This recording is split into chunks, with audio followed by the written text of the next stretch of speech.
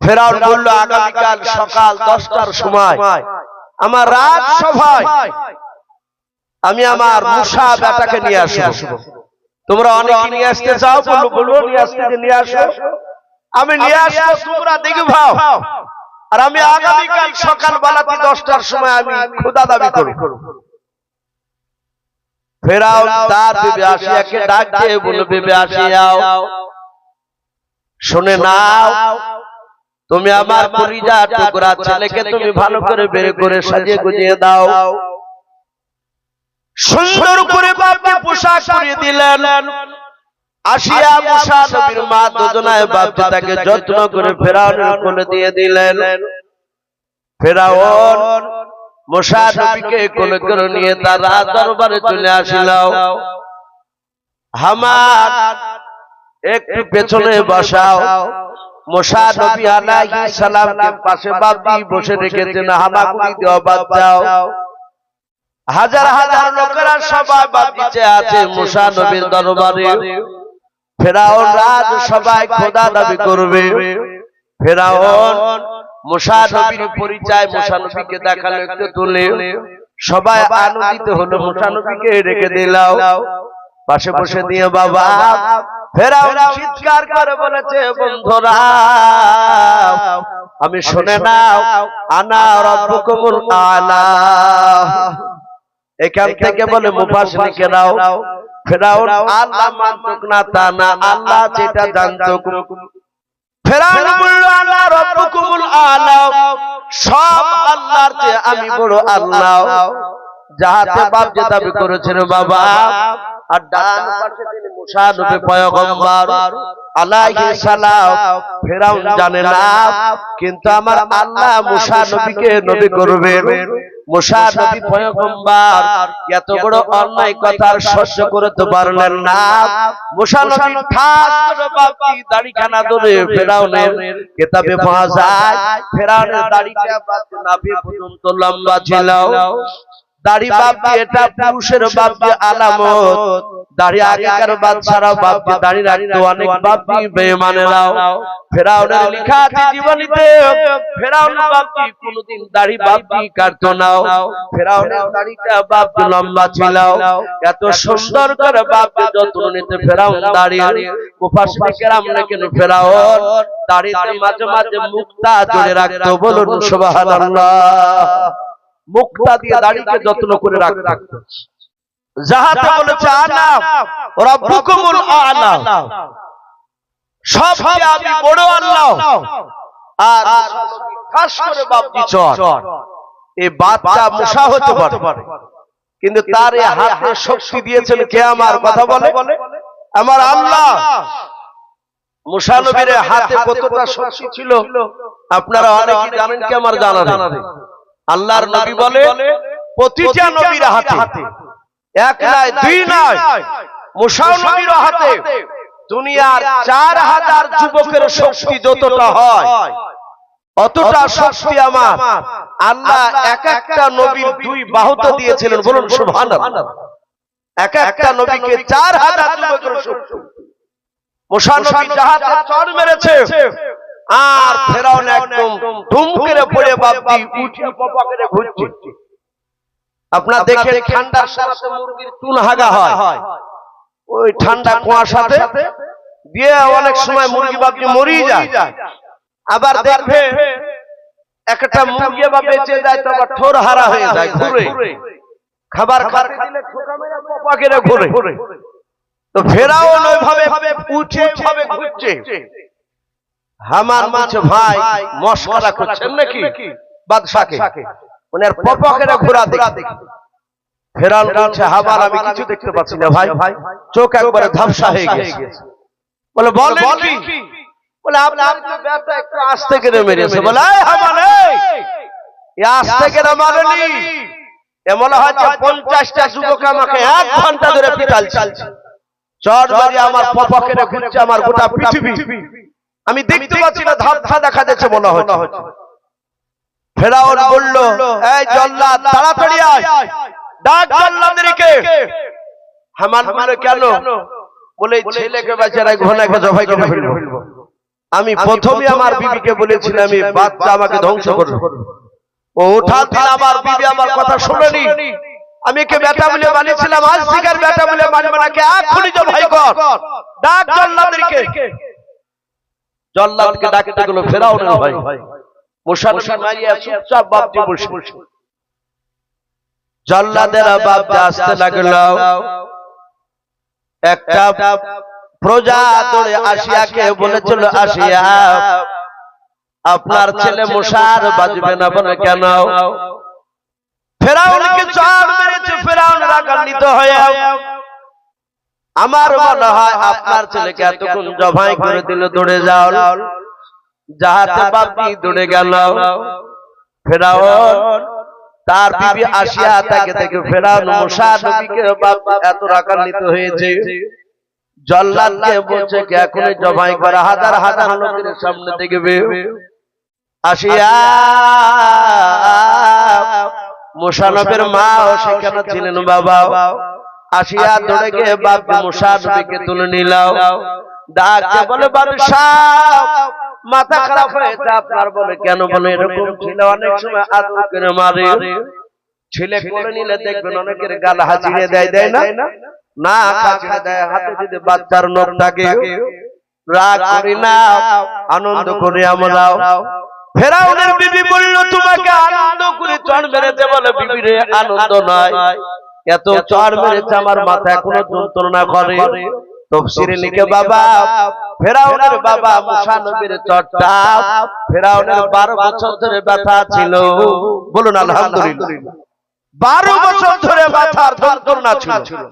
আপনারা সকলেই জানেন নমরুদ বলে একটা বাচ্চা ছিল না, হযরত ইব্রাহিম খলিলুল্লাহ আলাইহিস সালামের জামানার বেঈমান বাদশা।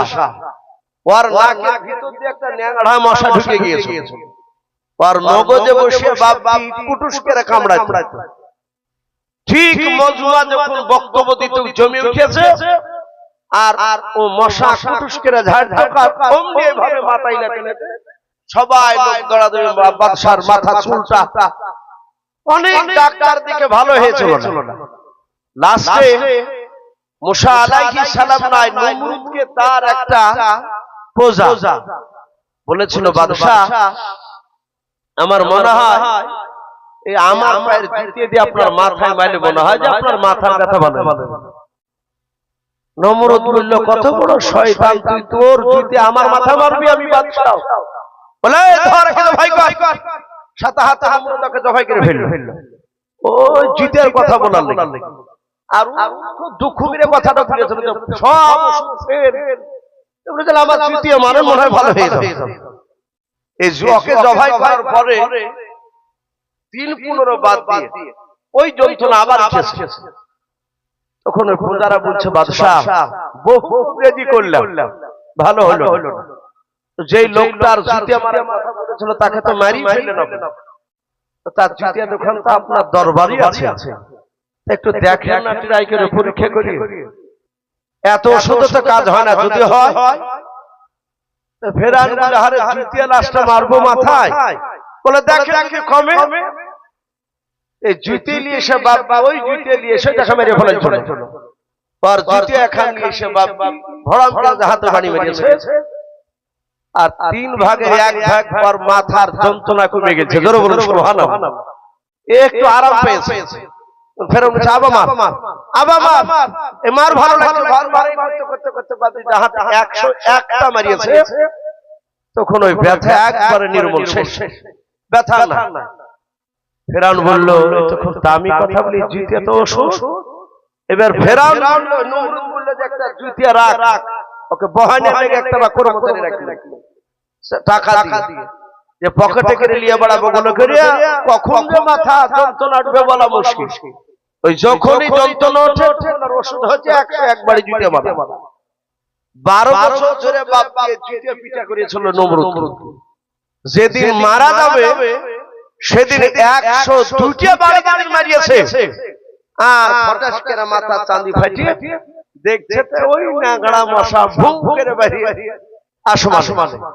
তো বাপকে ফেরাউন এ নমরুদের মতো বাপকে মুসা নবীর চড়ের আঘাত এ ব্যথা 12 বছর ধরে ছিল ফেরাউন।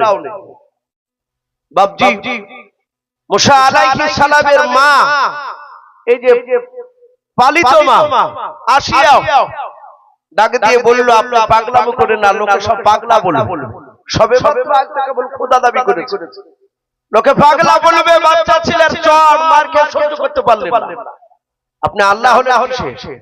অনেক যুক্তি খাড়া করে বললেছিল, আবু আসিয়াকে ফেরাউন তো আবু তা বুঝলি কি করি, বলে আপনি পরীক্ষা করেন না, আপনার দরবারে একটা আগুনের কুণ্ড আর একটা মিঠাই জাতীয় জিনিস রাখুন, ছেলেকে ছেড়েছেন 10 দূর থেকে, মুসা কলিজার টুকরা বাচ্চা গিয়ে যদি ও মিষ্টিটাকে তুলে নেয় তাহলে জানবো যে মুসা নবী ইচ্ছাকৃত আপনাকে মেরেছে, এই বাচ্চা বড় হয়ে আপনাকে ধ্বংস করবে, আর যদি মিষ্টি না তুলে আগুন তুলে নেয় তাহলে জানবো যে ছেলে ইচ্ছাকৃত মারে নাই, বুঝে না, অবুঝ অবস্থা মেরেছে। ফেরাউন বলল, কথা তো খারাপ হলো না, ইয়ার যা চড়ের আঘাত সব বুঝে, বলে আমার কুণ্ড নিয়ে লাল আঙ্গারা বাপজি নিয়ে আসলো, এক সাইডে আগুনের কুণ্ড আর এক সাইডে মিঠাই জাতীয় দিল, মুসা নবীকে ছেড়ে দিয়েছে। আসিয়া জানেন কি মুসা এ নবীর মার খেয়েছে আমার স্বামী বেঈমান, কিন্তু প্রকাশ করে না। আল্লাহর কাছে বাবা অন্তরে তারা দোয়া করে, মুসা নবীর মা কাঁদেন আর বলেন, আল্লাহ আমার ছেলেকে তুমি যখন এতদিন হেফাজত করলে, তুমি আজও হেফাজত করবা।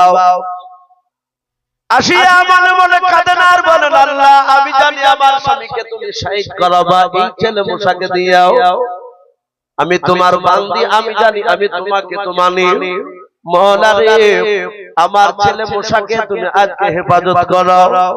মুসা আলাইহিস সালাম হাত কানে নিয়ে বাবা মিষ্টি দিকে বাপি নিয়ে যাচ্ছে ধরার জন্য। ফেরাউন ডাক দিয়ে বলে, বিবি আসিয়া দেখো বাচ্চা অবুঝ নাই, বুঝে ভালো মন্দ দেখো, মিষ্টির দিকে হাতটা নিয়ে যাচ্ছে, যাতে মিষ্টিরা ধরতে যাবে। আমার আল্লাহ ডাক দিয়ে বলে, জিবরিল যাও, আমার মুসা নবীকে এখনই হত্যা করতে দেব না, আমার মুসা নবীকে বিখ্যাত নবী বানাবো। যাও, আমার মুসা নবীর ডান হাতখানা ধরে মিষ্টি থেকে টেনে নিয়ে গিয়ে আগুনের কুণ্ড তুলে মুসা নবীর মুখে ভরে দিবে, তাহলে ফেরাউন বুঝে নেবে। যাতে বাবা জিবরিল আলাইহিস সালাম হাতখানা ধরে নিয়ে গেলেন, মানুষেরা কেউ দেখতে পেল না, আগুনটা তুলে মুসা নবীর মুখে নিয়ে দিলেন, যাতে মুখে দিলেন, আর মুসা নবীর কলিজার টুকরা মা দৌড়ে গিয়ে আগুনটা বাপ বের করে নিলেন, মুসা নবীর জীবের আগাটা বাপ দিয়ে পড়ে গেল। সেদিন থেকে মুসা নবী পয়গম্বর, তিনি তুতলায় পরিণত হলেন, বলুন সুবহানাল্লাহ, তুতলা হয়ে গেল। ফেরাউনকে ডাক দিয়ে বলল, বাদশা দেখলে ভালো ভালো কিছু বুঝে? ফেরাউন বলল, তাই তো, আপনি মাফ করে দেন আজকের মতো। ফেরাউন মাফ করে দিল মুসা নবীকে, কোলে আর সেদিন থেকে নেয় না, বাড়ি নিয়ে চলে গেল। এ খোদা দাবি করে সবাইকে বাতিল প্রচার করে, সবাই খোদা বলে, কিন্তু মুসা নবীর মা, মুসা নবীর বোন মরিয়ম, আর এইদিকে বাপজি ফেরাউনের বিবি আসিয়া, এই খোদা বলে কিন্তু ওকে বাপজি মানে না। মাঝে মাঝে বাড়িতে স্বামী স্ত্রীতে টুকমুক ঝামেলা হয়, অনেক পুরুষের বাপজি বাড়িতে বিবির সঙ্গে ঝামেলা হয় গোপনে, পাশের লোককে জানতে দেয় না, একটা মান সম্মানের ব্যাপার। আবার কিছু বেদরা বিবি আছে, মান সম্মান দেখে না, লোকের সামনে চিল্লিয়ে দিয়ে বাপজি আর মান সম্মান নষ্ট করে দেয়। হযরতে বাপজি আপনার আসিয়ার সাথে ফেরাউনের মাঝে মাঝে ঝামেলা হয়। বাপজি মুসা আলাইহিস সালাম আস্তে আস্তে বেশ একটু বড় হয়েছে, হাঁটতে শিখেছে। মুসা আলাইহিস সালাম পূর্ণাঙ্গ যৌবনে পদার্পণ করতে পারেনি, বেশ একটু বড়। কোন মুফাসসির কেরাম লিখেছেন মুসা নবীর বয়স তখন প্রায় 16-17 বছর। ফেরাউনের দরবার, প্রচন্ড গরমের সময় রৌদ্রের তাপ বেড়েছে। আমরা দেখতে পাই 12টার সময়, দুপুর 12টা-1টার দিকে মাঠ থেকে মানুষ বাড়ি আসে না? সবাই বাড়ি আসে, আর ওই সময় মুসা নবী ওই দিন দিনের বেলা যাচ্ছে মাঠ বেড়াতে। আমি যাই একটু মাঠটা দেখে আসি। মাঠ ঘুরতে গিয়ে দেখে মুসা আলাইহিস সালাম উনি দেখছেন একটা মানুষকে আর একটা মানুষ মারছে। কে মারছে? ফেরাউনের বংশধরের লোক। আমি মুসা নবী কোন বংশের লোক ওটা বলেছিলাম, কোন বংশের নাম বলেছিলাম? বনি ইসরাইল।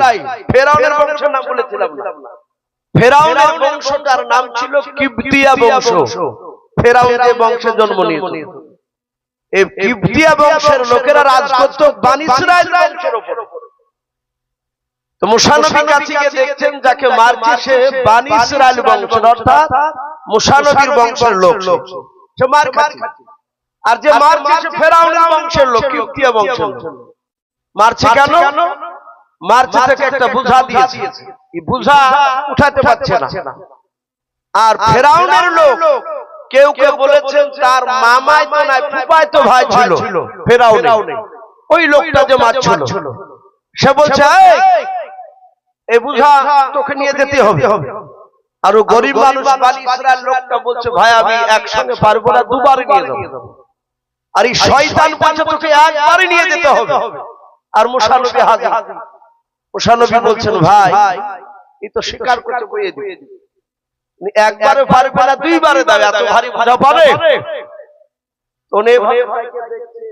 বাদশার বেটা বলে মুসা এখানে বেশি নাক গলাতে আসো না, এমন তেমন করলে তোমার আব্বাকে গিয়ে বলবো। আর তোমার আব্বা কিন্তু তো তোমাকে কতটা ভালোবাসে না, সেদিন থেকে তোমাকে খুব ভালো ভালো দেখে না। তুমি যেখানে যাচ্ছ সেখানে যাও, আমার যা ইচ্ছা তাই করবে, একে দুবারে না একবারই নিয়ে যেতে হবে। আমার চাবুক দিয়ে বাপ দিয়ে লাঠি দিয়ে মারছে। মুসা আলাইহিস সালাম দেখলেন এ তো শুনবে না। সঙ্গে সঙ্গে মুসা নবী তাফসীরে লিখেছে উনি হাতে ভাবে বাপ দিয়ে জামা গুটাতেন। কিছু মানুষের দেখেন অভ্যাস থাকে আমাদের, এভাবে গেঞ্জি থাকলে এভাবে জড়ে, জামা থাকলে এভাবে গুটায় জড়ায়।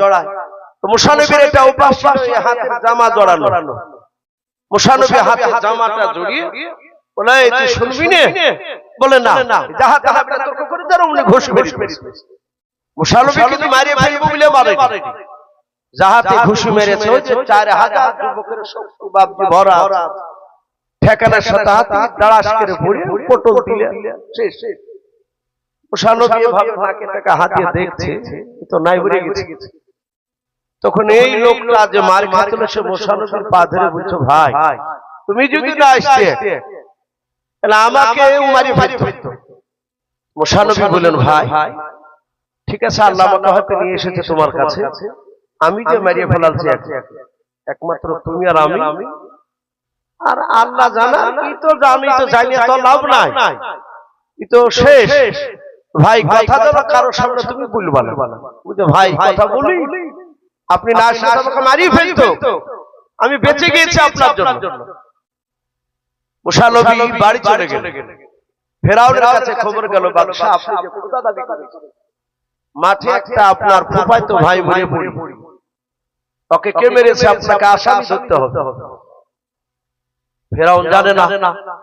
হামান বলল বেকায়দা, বলল বাদশা ফেরাউন বলছে আচ্ছা আমি যদি না আসামি ধরি তাহলে আল্লাহ ছোট মনে করে মানবে না।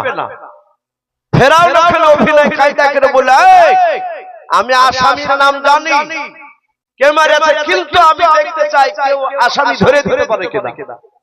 যদি ধরে দিতে পারে যা মেরেছে যে মেরেছে তাকে, তাহলে শুনে নাও তাকে মোটা অঙ্ক টাকা দেওয়া হবে। ফেরাউন এভাবে প্রচার করছে, মানুষ খোঁজাখুঁজি করছে, আর আসামি তোর বাড়িতে দিব্যি সুন্দর খাইতে ঘুরিয়ে বেড়ায়। 3-4 পর মুসা নবী আবার মাঠে গিয়েছে ওই দুপুরবেলা। দ্বিতীয়বার মাঠের বেলায় গিয়ে দেখেন ওই লোকটাকে, যেই লোকটাকে তার 3টা দিন আগে মারছিল, ওই লোকটাকে দেখছে আবার অন্য লোকে তাকে মারতে ধরে। মুসা নবী এক আবু বকরের কাছে গিয়ে বলছে তুমি নাও সেদিনকে তুমি ছিলে না? তো বলছে হ্যাঁ ভাই। তো মুসা নবীকে মুসা নবীর সামনে ওই লোকটা মারছে, ওই লোকটাকে বলে ইসরায়েল লোকটা। মুসা নবী এইভাবে হাতটা গুটাচ্ছেন আর বলছেন আচ্ছা ভাই এই তোমাকে কি রোজ রোজ মারে, ব্যাপারটা কি? সেদিনও তোমাকে মারছিল, আজও তোমাকে মারছে। এই যাতে হাত গুটাচ্ছ ভাবে যদি এর আগে তো হাত গুটিয়ে কথা পাচ্ছিল হাত হাতে তাহলে আজ আমাকে মারবে নাকি? তো মারি মারি ফেলবে, ও তো মারি ফেলাইছিল এক ঘুষিতে। অমনি ধড়াম করে বলে ফেলে, জয় মশাই সেদিন হাত দিতে তুমি ওকে মেরে ফেলেছো, আমি ভয়ে বলিনি, তুমি আজ আমাকে মেরে ফেলবা নাকি? এই জাহাজের কথা বলেছেন যে মারছিল বলে ভাই তুমি তাহলে আসামি মুসা বলে, আয় মশাই তোমার আব্বা আসামি খুঁজতে পারলে অনেক টাকা দিব বলেছে। অমনি লাঠিকে ফেলে দে তোর ফেরাউনের দরবার।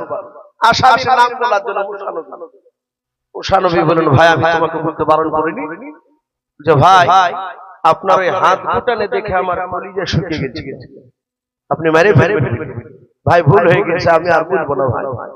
মুসা নবী বললেন, আগামী কাল থেকে তোকে মারলে আর কেউ বাঁচাবে না। আমি আর বাড়ি গেলাম না ভাই, বাড়ি গেলে আমার ফেরাউন আমাকে মেরে ফেলবে। ও ছোটবেলা থেকে মারার চেষ্টা করছে আবার, আমি আর থাকবো না, আমি এদিক দিয়ে সোজা পালাতে শুরু করলাম। মুসা নবী আলাইহিস সালাম দৌড়াতে লাগলেন। ফেরাউন বলল, তাড়াতাড়ি ধরে নিয়ে সাহায্য বাঁচানো যাবে না। আশিয়ারা বাপি ধরে মুসা নবীকে ধরতে পারলেন না, কোন দিকে গিয়েছে জানতে পারলো না। আল্লাহর নবী মুসা বাপি তার ফেরাউনের এলাকা ছেড়ে বাবা নতুন একটা এলাকায় চলে গিয়েছিল।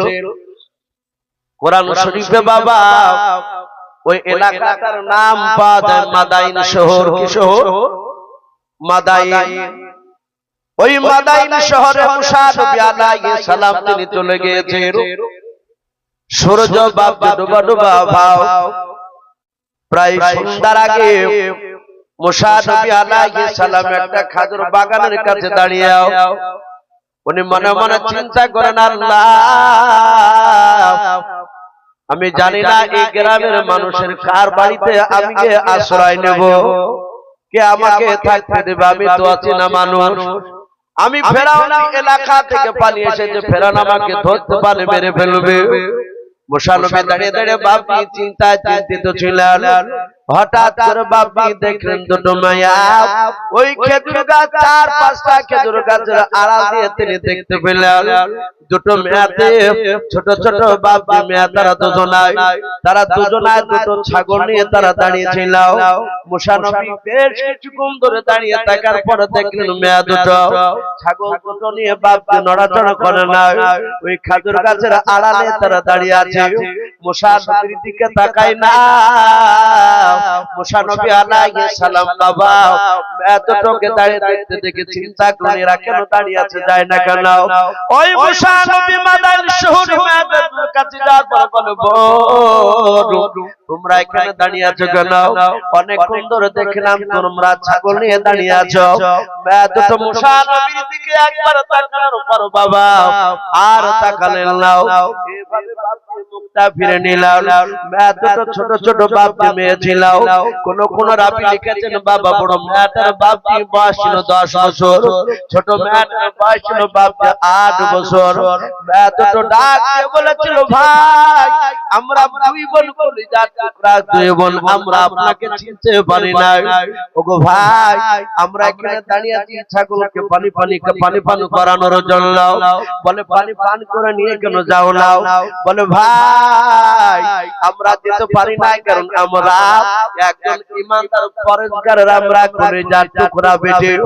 ওই দেখেন দেখতে পাচ্ছেন অনেক ছেলেরা হইচই করে, বলে হ্যাঁ ওখানে একটা পানির ঝর্ণা আছে, ওই সব ছেলেরা পানি পান করে যখন তাদের ছাগল নিয়ে সবাই চলে যাবে, আমরা রাত্রি হয়ে যায় বাড়ি যেতে, সবারই শেষে আমরা জীবন ছাগলকে পানি পান করে নিয়ে চলে যাই, কারণ আমরা মেয়ে মানুষ, ওদেরকে আমরা ওটা ফোটা করলে তারা ঝামেলা, তাদেরকে পারবো না, শক্তি দিয়ে তাদেরকে পারবো না। মুসা নবী বলেন, বোন তোমাদের তো বেশ রাত্রি হয়ে যাবে। বলে হ্যাঁ আমাদের প্রতিদিন রাত্রি হয়ে যায়।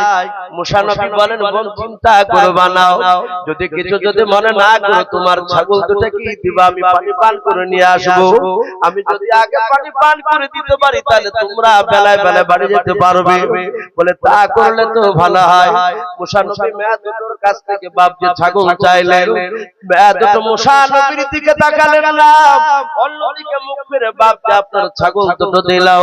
কিতাবে লিখেছে বাবা বাবা ওই সময় মাদান শহর বাবা যে লোকটার বাপ আপনার ছিল তারা সেই সময় বাপ পর্দার কথা চলতো হযরত মুসা নবী পয়গম্বর দুটোর কাঠ থেকে ছাগলের দড়ি ধরে নিয়ে যাওয়ার পর দেখছেন অনেকগুলো বেটা ছেলেরা বাপ তারা হুড়াহুড়ি করে পানি পান করা ছিল মুসা নবী বলেন ভাই ও যুবক ভাইরা একটু আমাকে সময় দাও তোমরা একটু সরে দাঁড়াও ওই দেখো দুটো মেয়ে তারা দাঁড়িয়ে আছে তারা বাড়ি যাবে রাত্রি হয়ে গেলে তাদের অসুবিধা হবে তাই তাদের ছাগল দুটো নিয়ে এসেছে পানি পান করার জন্য ভাই একটু দয়া করে তোমরা সাইডে সরে যাও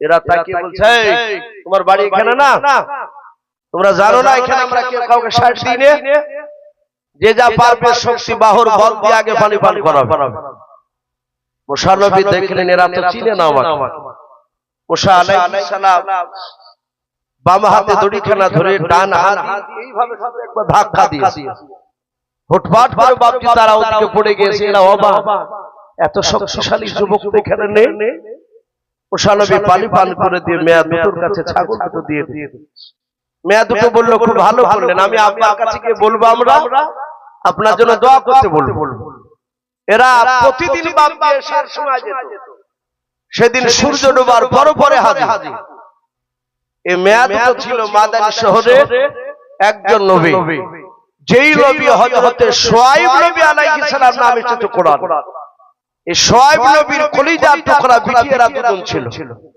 শুআয়ব নবী তার বিটিদেরকে সকল আসতে থেকে বলে বিটি এত তাড়াতাড়ি তো আসো না কি ব্যাপার ছাগল ছেড়ে পানি খেয়ে এত তাড়াতাড়ি চলে এসেছো বলে আব্বা একজন অপরিচিত যুবক আমাদের কাছ থেকে ছাগল নিয়ে গিয়ে পানি পান করিয়েছে আব্বা তার দেহতে অনেক শক্তি দেখলাম বলে ছেলেটা কি ছিল বলে চিনি না কিন্তু আমাদের দেশে তার বাড়ি না সব নবী বললেন বাবা মা তুমি ওই ছেলেটাকে ডেকে নিয়ে এসো মনে হয় খেজুর গাছের গুড়িতে দাঁড়িয়ে আছে মুসা নবী ওখানেই দাঁড়িয়ে মেয়া দুটো ডাক দিয়ে বলেছিল ওগো যুবক ভাই তোমাকে আমার আব্বা জান ডাক দিয়েছে এখনই চলো আমার সঙ্গে মুসা নবী মনে মনে চিন্তায় পড়ে গেলেন আল্লাহ ফেরাউনের দরবার থেকে তার ফুফাতো ভাইকে মেরে পালিয়ে এসেছে আমার মনে হয় পানি খাওয়ানো তো আমি বিপদে আবার পড়ে গেলাম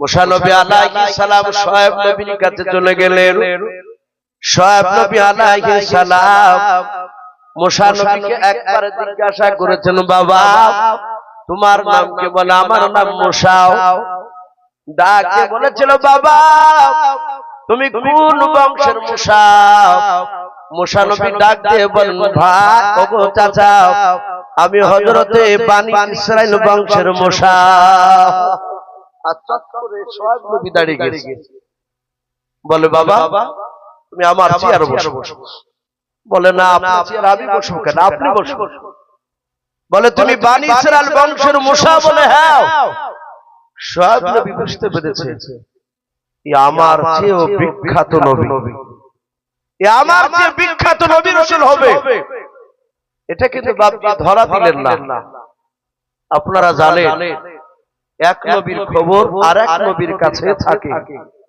আপনার আমার নবী মুহাম্মদ সাল্লাল্লাহু আলাইহি ওয়াসাল্লাম যেদিন তায়েফ নগরে বাপজি কলমার দাওয়াত থেকে মার খেয়েছিল রক্তাক্ত শরীর নবী গোটা শরীর দিয়ে রক্ত বেরোচ্ছিল সেদিন পাথর এমন ভাবে মেরেছিল তায়েফ নগরের লোকরা নবী তায়েফ নগর থেকে ভিতর থেকে বেরিয়ে এসে একটা মাঠে খাজুর গাছের ছায়ার তলে খাজুর গাছের ছায়া খুব গাঢ় ছায়া হয় না হালকা যে হয়তো পাতা ফাঁকা ফাঁকা ছায়া একটু পাতলা হয়ে থাকে আল্লাহ রাসূল সেখানে দাঁড়িয়ে কাঁদছেন ওগো আল্লাহ তায়েফ নগরের যুবকদেরকে maaf করে দাও ওরা চিনে না আমাকে চিনলে ওরা মারত না আর নবীজি বাপজি কাঁদছিলেন আর ওই খাজুর গাছের রাসূলুল্লাহর কাছে 20-30 হাত দূরে আঙ্গুরের একটা বাগানে এক যুবক কাজ করছিল যুবকটার নাম কিতাবে লিখেছে ইসহাক এনা সাদ ইবনে আবি ওয়াক্কাস রাদিয়াল্লাহু তাআলা আনহু তখন তিনি সাহাবা ছিলেন নবীকে চিনতেন না উনি নবীর কান্না দেখে এইভাবে বাগান থেকে মাথা উঁচু করে দেখলো, আহারে এই যুবকটাকে মারলো কারা, এভাবে নিষ্ঠুর মতো মেরেছে। তাড়াতাড়ি বাপজি আঙ্গুরের ফলকে নিংড়ে রস বের করে একটা গ্লাসে রস নিয়ে গিয়ে আল্লাহর নবীর পেছনে দাঁড়িয়ে বলে, যুবক, তোমাকে যারা মেরেছে তারা অন্যায় করেছে। ওগো যুবক, তোমার শরীর থেকে অনেক রক্ত ঝরেছে, তুমি এই গ্লাসে রসটা খেয়ে নাও। সঙ্গে সঙ্গে বাপজি আল্লাহর নবী কাঁদতে কাঁদতে ঘুরে বলেন, আকাশ, আমি খুশি হতাম যদি তুমি আমার কলমা পড়তে। আকাশ বলছেন, ভাই আপনার বাড়ি কোথায়? নবী বলেন, আমার বাড়ি হচ্ছে মক্কায়, আমি নানার দেশে এসেছিলাম। আকাশ বলেন, এই যুবক, আপনি আমাকে এর আগে দেখেছেন? বলে না, আমার নাম আকাশ, তা আপনি জানলেন কি করে? আল্লাহর নবী বলেন, আকাশ, শুধু তোমার নামটা নয়, তুমি কোন খানদানের সন্তান, কোন বংশে, ওটাও আল্লাহ দিলে বলে দিতে পারবে। আকাশ বলেন, আমি কোন বংশে?